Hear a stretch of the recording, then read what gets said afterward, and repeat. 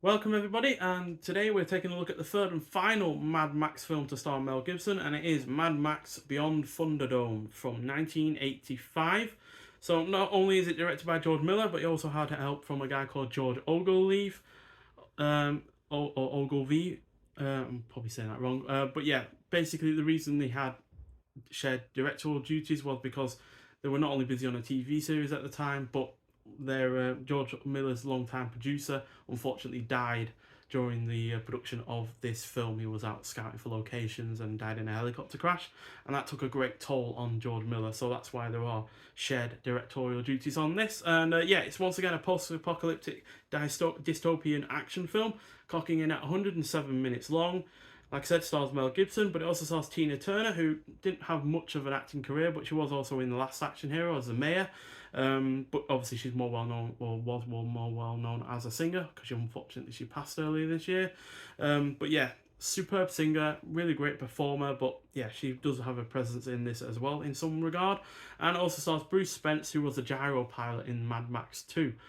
So yeah, Mad Max becomes a pawn in a decadent oasis of a technological society, and when exile, becomes the deliverer of a colony of children. So yeah, unfortunately, this is the low point of the series for me, without a doubt. But it is by no means a bad film.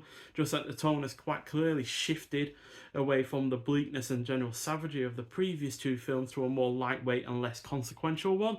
This isn't to say that it has no violence or death, but it has a lot more of a toned down feeling to it, with several scenes of violence being more slapstick. And even though the introduction of children could have been a good idea, because after all, they aren't exactly going to disappear in this kind of post-apocalyptic world. It ends up being more fantasy-like than anything else. That said, Mel Gibson is once again still really good in the lead role. Tina Turner makes for a really rather interesting villain. The action scenes that are on the more violent side are solid. I like the score, even though Brian May was not the guy out of Queen, was replaced by Maurice Jarre, who I'm a fan of enough, but yeah, it's definitely preferred to scores by Brian May. It is well shot, and the varied locations have spanned the world from the usual wastelands and roads we have become accustomed to. So, yeah, unfortunately, this has gotten a little bit of a bubble mark on the back there with the writing. I don't know if you can see that or not, but that's just the glue damage, and it also kind of happened on the top there. So that's a bit of a shame. It didn't really happen with the other two. But yeah, still on 4K, like the previous two films were.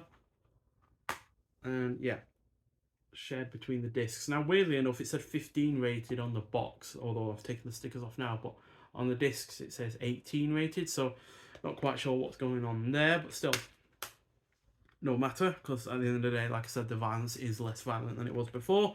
And as per usual, you do get a envelope to go with the art cards and posters that are involved in this.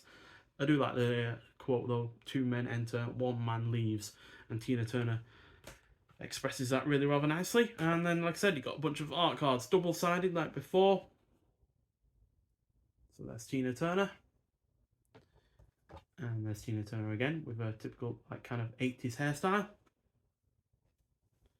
There she's driving around. And there's some villains chasing down Max in one scene.